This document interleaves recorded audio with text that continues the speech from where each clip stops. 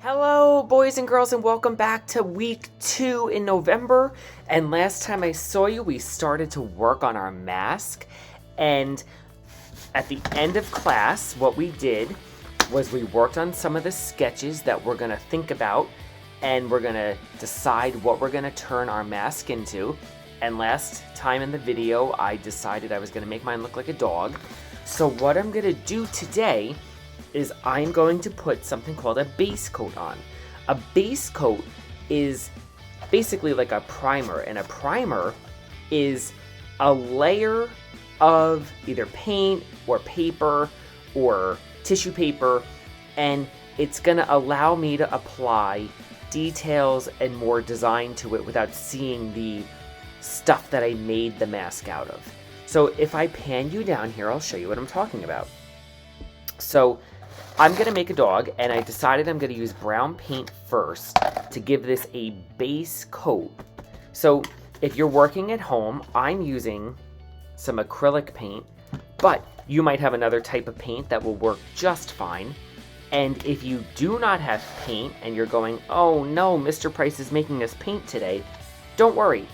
You can simply take a marker and you can color the whole surface, or another thing I like to do when I don't have paint laying around is I like to take some tissue paper and some Elmer's glue, and I like to put the glue on the surface and then put pieces of tissue paper and put some glue on top, and that will give you a surface that can be colored if the tissue is a color, or even if you're using white tissue paper, it'll give you a surface to then put marker on top of. Okay? Now, you can also take something like newspaper or magazine and put it onto the mask and create a texture and a design that way. It doesn't have to be just paint, okay? So, what I'm gonna do is I'm gonna go ahead and I'm gonna give my mask a base coat of brown paint.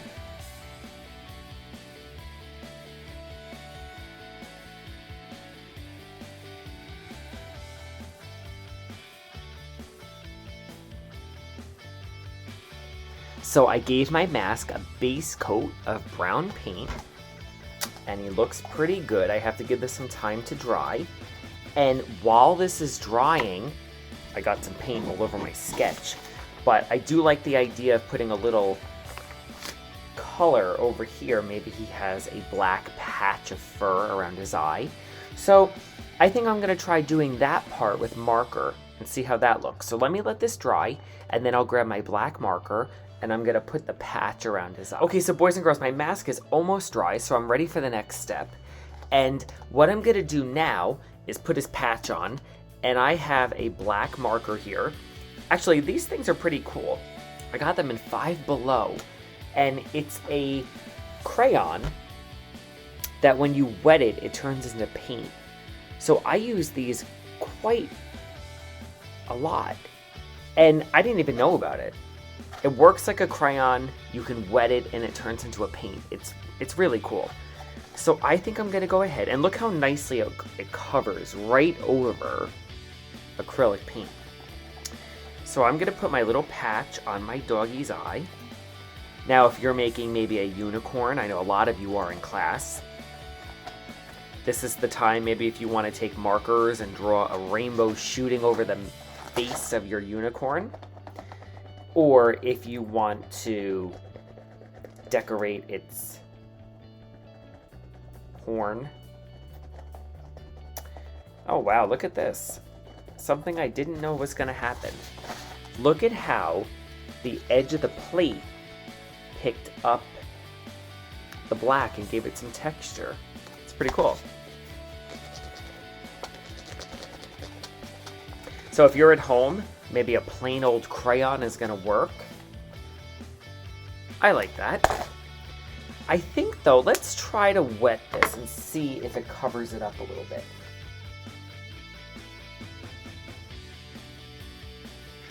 Okay, so here is my patch, and I found this little spider that was in my living room for Halloween, and guess what happened?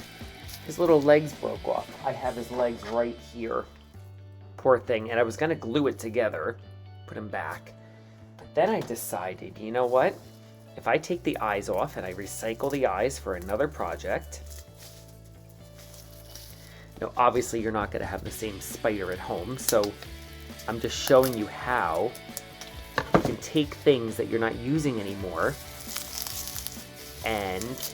Oh, look at that. Yeah. Look at that. It already has a stick inside of it. How cool is that? So I think I'm going to poke a hole in my cup to make it the nose of my dog. I'm going to put a little hole into my cup. Cut this foam off. There. And I'll glue that on later. Actually, I'll do it now, right? Put a little glue on the cup. Just stick it on. And there's his nose. And I love that it sparkles. Okay, so do you see how I was able to add a base coat and start putting some details from my sketch onto my mask? I also found some sandpaper, and I think I'm going to use the sandpaper to make the dog's ears. So I'm going to try to cut some ears out, and you might have plain paper that you can work with. You might have magazines that you can try cutting up.